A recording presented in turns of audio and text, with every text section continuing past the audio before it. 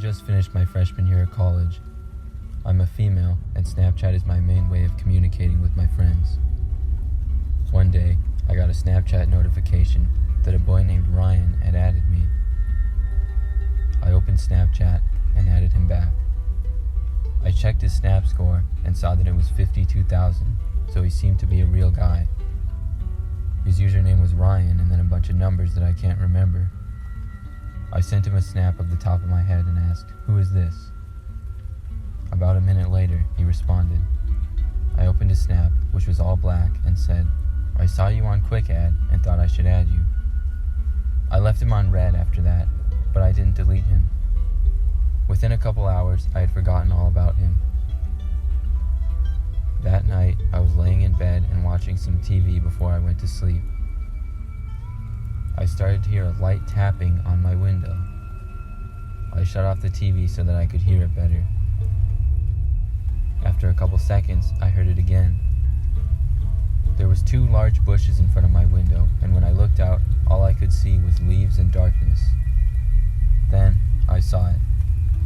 A hand came up from below the window and tapped a few times. I ran out of my room and got my dad, who was in the living room watching TV. He went outside and returned several minutes later, saying he didn't see anyone.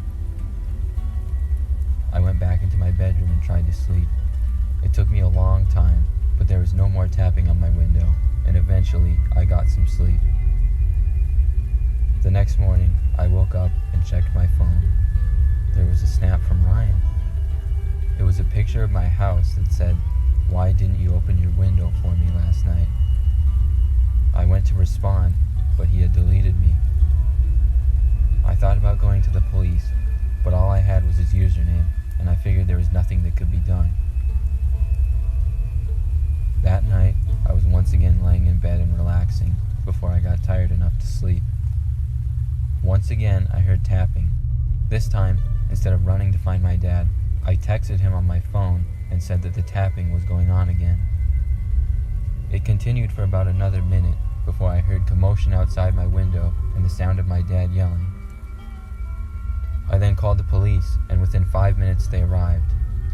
My dad was holding down the man, who turned out to be in his 30s, and the man was arrested. Since this happened, I turned off my Snap Maps, and I don't add people back unless I know them.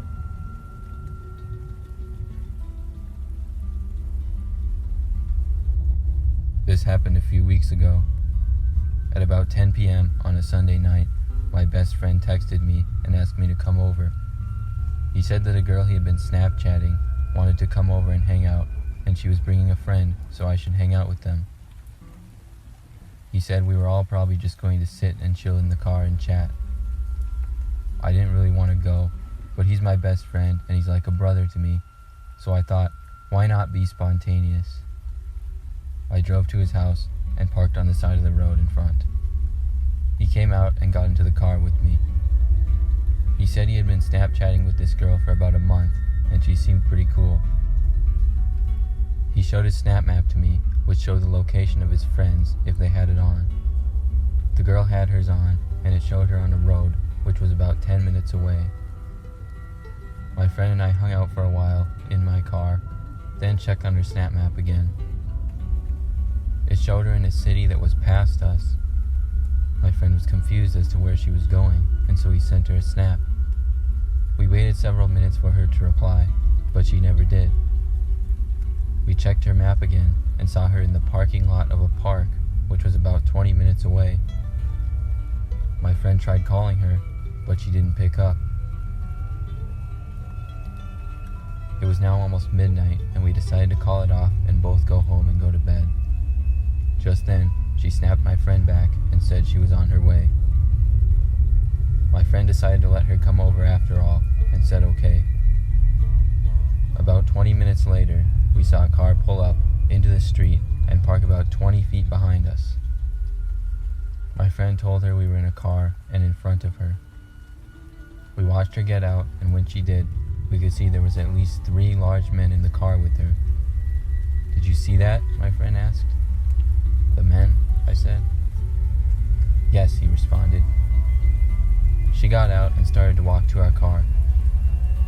After she got about 10 feet, my friend told me to drive. I put the car in drive and pulled out of there. As I did, the girl looked pretty surprised and just stood there before the car she was in drove up to her and she got back in. I pulled off my friend's street and could see the car was starting to follow us. I turned as soon as I could and tried to lose the car. I drove a couple of miles toward the middle school that was near us, and I could barely see the car behind us. When I started to drive past the school, I could see a police car sitting in the parking lot, so I drove in and entered the parking lot. The car started to follow us and then drove past. We parked next to the cop, and he questioned us what we were doing. We told him the story, and when my friend went to pull up the Snapchat, he had already been blocked. The cop told us to go home, and we did. I'm glad my friend told me to drive, because I don't know what would have happened to us.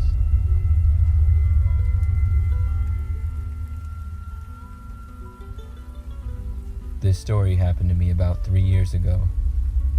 Back then, I was really into Snapchat, and I used it more than any other form of communication. I had a lot of friends on Snapchat, and a good number of them I didn't even know. They just had mutual friends, or maybe they went to the same school as me. I remember a girl named Nadia posted on her story that she was selling her MacBook Pro computer for $1,000. This was a pretty good deal, and I was in the market for a new laptop, so I responded to her story saying I was interested. I offered her $800, and we settled on $900. We agreed to meet the next day in the parking lot of a garden center just off a highway. It was about a 20-minute drive for me, and I arrived to see the place was pretty quiet, with about 5 to 10 cars in the parking lot. I snapped her and told her I was there. She responded by asking what kind of car I was in. I told her, and she said she would be right there. I looked around, but I didn't see anybody in the parking lot, just some empty cars. I was parked next to some trees and a dumpster on one end of the parking lot. I started to go on my phone when suddenly out of nowhere I heard something hit the back of my car. I turned around to see a man behind my car. Then I heard something come from the front end of my car, and when I looked I saw another man out of my windshield. They both started hitting my car from the front and back. I scrambled to start my engine. The men tried to block me in by grabbing onto the front and end of my car so that I couldn't get out without hitting them. I was able to turn and push one of the men back just enough so that I had some space to turn and then back out. They both came running to my car and hit it a couple times, but I floored it and was able to get out of there. I drove straight home. When I got home, my car sustained some damage, but nothing too serious. I never bothered to report the incident because when I got back, of course, I was blocked by Nadia.